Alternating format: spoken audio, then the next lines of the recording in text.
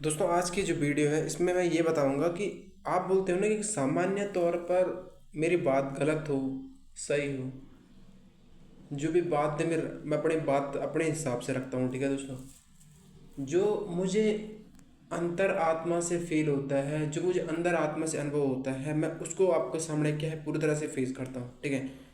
और वैसे तो मेरे को ऐसे किसी चीज़ में क्या है फालतू प्रश्न करने की ज़रूरत नहीं पड़ती, क्योंकि मुझे पता है कि ये चीज़ क्या है, रियलिटी कितनी सही है और इस चीज़ में कितना मुझे बोलना है और कितना मैं इस चीज़ में क्या अपना क्या है हिसाब से देखो। सबसे पहले कोई भी भगवान, कोई भी ईश्वर हो, परमात्मा हो, परमात्मा सामान्य तौर पर एक शरीर पे, एक भौतिक शरीर पे आना संभव कैसे हो सकता है, ये बताओ।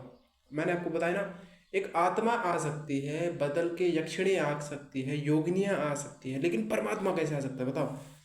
फिर आप क्वेश्चन करते हुए एक ईश्वर भगवान, जैसे हनुमान जी है, हनुमान आ गए हैं, कोई भी नागड़ जा गए, नागड़ जा गए किसी पे, या फिर हम बोल सकते हैं कि भगवती आ गए किसी पे, या फिर हम बोल सकते हैं कि पूरे विष्णु आ गए किसी पे। अबे भाई, एक चीज़ इसका क्रेडिबिलिटी बताओ। ठीक है, अगर आप बोलते हो कि चलो आ गए, सबसे पहले तो हम किसी से जल नहीं रहे, हमें किसी से कोई ऐसा नहीं ऐतराज़ कि हम किसी के लिए कुछ भी क्या है गलत बोलें।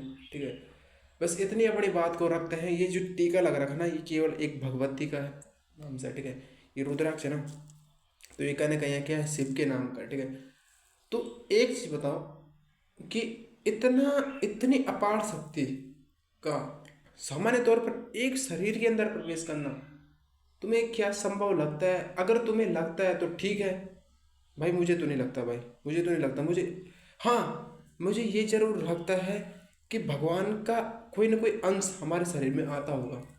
ठीक है, जिसके कारण हमारे अंदर क्या है, प्रचंड आ जाता है। ठीक है, वो केवल उनकी कृपा है, लेकिन वो स्वयं नहीं आ सकते। ठीक है, उनका, अब मैं शिव भगवान की बात करूं तो शिव भगवान देखो ना, वो पूरे ब्रह्मांड के पिता है, वो ब्रह्मांड के स्वामी है। अगर वो कि सामान्य इंसान पर अगर वो आ गए ना, तो उसका क्या होगा पहले मेरे समझ ही नहीं आ रहा। ठीक है, मेरे पे आ गया तो मेरा क्या होगा। तो एक भौतिक तुलना में भगवान का जो ऊर्जा है वो बहुत ही प्रबल है, बहुत ही तीक्ष्ण है। आप सूर्य को देखो ना, सूर्य को जब हनुमान जी निगल गए तो हनुमान जी जल गए थे। तो सूर्य जैसे तेज को अपने अंदर ग्रहण करना एक वास्तविकता बहुत बड़ी क्या है आपके लिए, एक सिद्धियाँ है। ठीक है, एक प्रबल सिद्धियाँ है जो कि आपको क्या है अच्छे से समझना पड़ेगा। अन्यथा दोस्तों, ये चीज़ क्या है, आपकी बातें रख सकते कि हाँ ये है वो है। ठीक है, तो ये केवल आपका एक क्या है, थोड़ा भ्रम भी हो सकता है, जो आप सोचते हो कि ये वहाँ से वहाँ आते हैं, ये आते हैं, यक्षिणियाँ बोलो, योगिनियाँ बोलो, लेकिन परमात्मा को नहीं बोल सकते भाई आप। तब तक जब तक आप इस चीज़, कोई भी चीज़ बोल सकते हैं ना पूरा। हम भगवान की शक्ति का सम्मान करते हैं, उनका आदर करते हैं, तो उनके लिए भी प्रश्न करते हैं। लेकिन कहीं ना कहीं अगर आपको लगता है कि आप परफेक्ट तरीके से सही हैं, तो फिर आप अपनी बात रख सकते हैं। ठीक है दोस्तों, अब हम बात करते हैं कि जैसे कोई भी है, शक्तियाँ एकदम से आती है। ठीक है, जो योगिनियाँ होती है हमारे शरीर में एकदम से आता है। कैसे आता है? अंश जो होता है, उनके जो अंश होते हैं, ईश्वर का अंश है वो, अगर आता भी होगा तो एकदम से आता है और हमारे अंदर भूचाल ला जाता है। ठीक है दोस्तों, तो भूचाल आ जाता है तो उसके जरिए भगवान हमें क्या है सूचना देती है कि ऐसा हुआ ऐसा हुआ। इंसान कुछ ना कुछ करके क्या है, वो तो भी भगवान ही है एक तरफ से अगर आप बोलो तो। लेकिन हम संपूर्ण भगवान नहीं बोल सकते, बोलते ना कि परमात्मा, तो उसका पूरा एक छोटा सा अंश बोल सकते हैं, लेकिन संपूर्ण भगवान बोलना हमारे लिए क्या है, जाहिर सी बात नहीं है कि हम उससे क्या है पूरी तरह से पूर्णतः ही भगवान बोल दें। ठीक है, तो केवल हम भी तो एक भगवान के अंश है। अगर भगवान को एक रियलिटी देख रहा है ना, तो अपने अंश से देखो। ठीक है, अपने मन से देखो। ठीक है, अब मैं आपको एक अच्छे से और जताता हूँ। ठीक है, ज़िंदगी में बहुत कठिनाई आने वाली, बहुत परेशानी आने वाली, आपको उस चीज़ को फेस करना है और आगे बढ़ना है। लाइफ में बहुत तरह के लोग मिलेंगे, कई अच्छे मिलेंगे, कई बुरे मिलेंगे, लेकिन आपको क्या है अपना अच्छा पद को व्यवस्थित करके क्या रखना है हमेशा। ठीक है, दूसरी बात है कि किसी पे माँ सुरकंडा आती है, तो माँ सुरकंडा आने का मतलब क्या लगता है तुम्हें? माँ सुरकंडा किस तेज देखो पहले।